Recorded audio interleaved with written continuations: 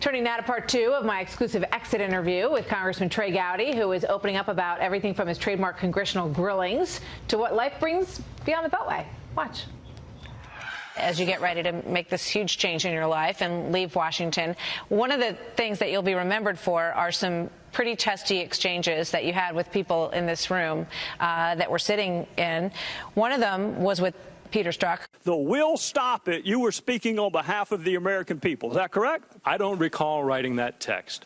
Are you denying writing the text? What I can tell you is that text in no way suggested that I or the FBI would take any action to influence the candidacy of Agent Strzok, that is a fantastic answer to a question nobody asked. If you want to represent what you said accurately, I'm happy to answer that question, but I don't appreciate what was originally said being changed. I don't give a damn what you appreciate, Agent Strzok. I don't appreciate having an FBI agent with an unprecedented level of animus working on two major investigations during 2016. It didn't seem like you liked him too much.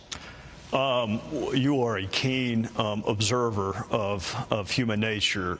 There was a young lady sitting in front of my wife and I in church Sunday, whose father is Jim Lanneman, who was an FBI agent that I worked with for a number of years. When I think of the FBI, I think of people like Jim Lanneman and Steve Morley and Rod Kicklighter and Marshall Robichaux, who never, ever would have said or done the things that Peter Strzok said and did.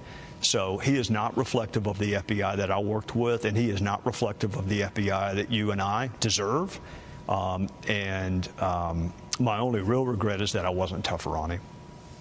With regard to your exchanges with James Comey, you asked him about Hillary Clinton, whether or not she had sent classified emails, whether or not thousands of those appeared to have disappeared. Secretary Clinton said there was nothing marked classified on her emails, either sent or received. Was that true?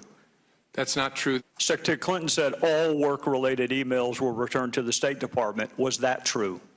No, we found work-related emails, thousands, that were not returned. Secretary Clinton said her lawyers read every one of the emails and were overly inclusive. Did her lawyers read the email content individually? No. Well, in the interest of time, and because I have a plane to catch tomorrow afternoon, I'm not going to go through any more of the false statements. You felt that he didn't do a thorough investigation of that, and you tried to get him to admit that in this room.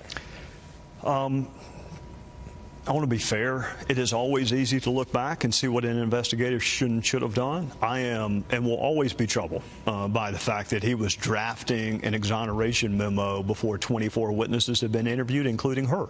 I will always be troubled by the fact his chief of staff said before her interview the only crime she could even theoretically be charged with is false statement. They'd already made up their minds. We will not survive if people think that there's a different justice system for the rich and the famous and the powerful than for some, private in the Army who may have also mishandled classified information. That's the beauty of us, is that the lady wears a blindfold. Any regrets about going after anybody in this room, that you went too hard? A couple, honestly. Not that I went too hard. It was a DHS hearing on visas, and there was a Second Amendment component to it. And it's not the woman's fault that they sent her. I never raised my voice. It's just, in hindsight, was she the best witness for me to use to quiz about whether or not there's any other fact pattern where the government takes your right and then you have to petition? It is good to remember, actually it's helpful to have a wife and kids, and it is good to remember that other people have families too. And while this may be a sport for some of us, and we can go eat dinner that night and not get our feelings hurt, for some of the witnesses, this will be their only moment on YouTube. It'll be their only moment on television. And did you treat them fairly? And I think on balance, I did, or I tried to. And there are a couple of occasions that if I had to do it all over again, I would have asked the same questions, but I would have directed it to another witness. You are leaving Washington, in part, you've suggested, because there's a frustration with the way things work here. What's the fundamental flaw? Human nature. The fundamental flaw is that compromise has an incredibly small constituency, And we have bought into the notion that that you can make transformative change with 51% of your fellow citizens. Democracy is supposed to be tough.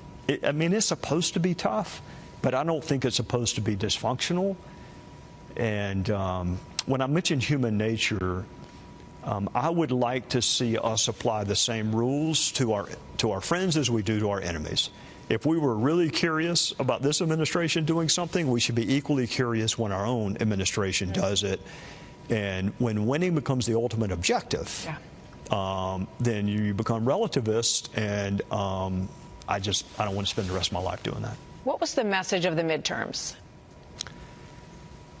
Oh, boy. Unmet expectations.